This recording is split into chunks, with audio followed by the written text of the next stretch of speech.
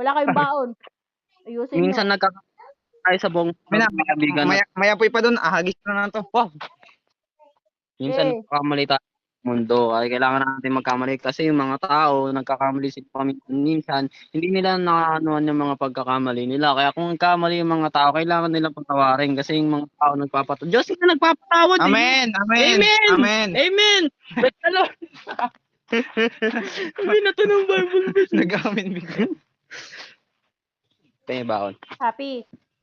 Wala kayong baon. Malis na kami, tita. Sige. Gas na lang. Napunta. Gas na lang. Mapasok na. Mapasok. Sino yun?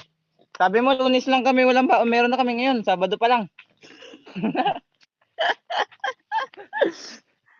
Tado kayong dalawa. Maayos kayong dalawa, ha? Allen, ha? Ito na lang.